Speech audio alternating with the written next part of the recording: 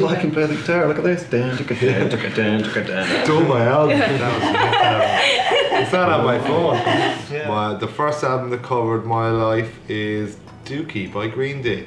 Because when I started learning the guitar, I suppose I started learning all those songs first, and just really, I don't know, shaped me musically, I suppose, for the first few years. The next album, I'm going to go with Boys Are Back in Town as a guess at the album name, but it was a Thin Lizzy album. See, back in the day, you just got the CD, put it into the car, left it there, didn't look at the front of it ever again.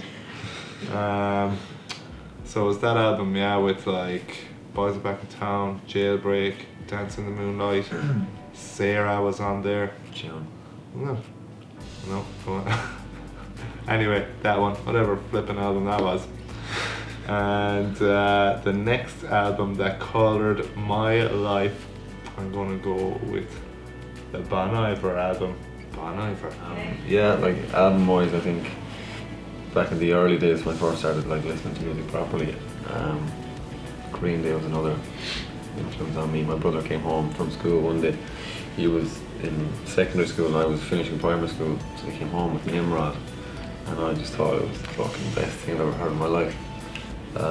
So I kind of had that on repeat for probably a year. That was kind of the start of me wanting to play music, because all I used to do was with 2 fingers to play the guitar. Yeah. So I couldn't play the guitar, but I could do bar chords. Bar chords, I need to learn. So I was how like, to do oh, I can that. play the guitar, look at this.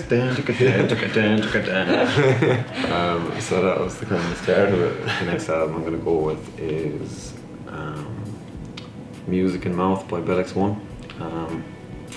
They played in our local town when I was about 14 or 15, and just fell in love with their music. And most recent one, then I'm gonna go, it's not even that recent, but when we kind of first started writing music as a band, Ben Howard had just released his first album, Every Kingdom, and that was just fucking unreal.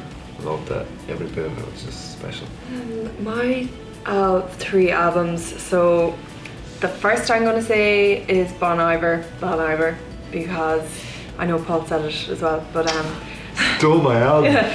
I don't know, it was kind of like discovering this whole new world of like magic, basically, just the way all the instruments work and the melodies, and it's so unconventional. It was really kind of like mind-blowing what he did with that album, and definitely very inspiring. The next album is Arcade Fire, The Suburbs. For me, when I listen to that album, like every song is just amazing, and it kind of just brings me right back to when it first came out. And I suppose it was around the start of the band, and I don't know, I just kind of discovered them, and they're my favourite band now. But and also, so my favourite song ever is Sprawl 2, which is like the second last song in the album, and it basically inspired me to kind of get into synths and that kind of vintage synth sound, and so it's definitely kind of a really important album for me.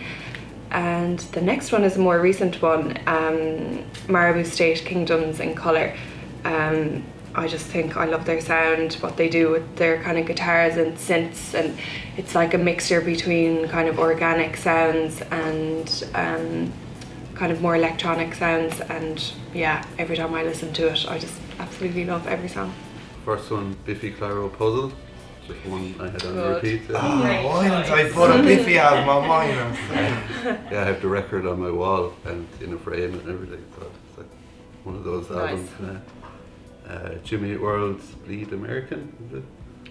Yeah, that's another one just on repeat. Like, I remember listening to it constantly. And this one I marked my skin with was Sepultura Against. Just because I was a metalhead when I was younger. Do you know what I think we should all do now is listen to each other's favourite albums. Sepultura. Yeah. Sepultura. Save them. Yeah.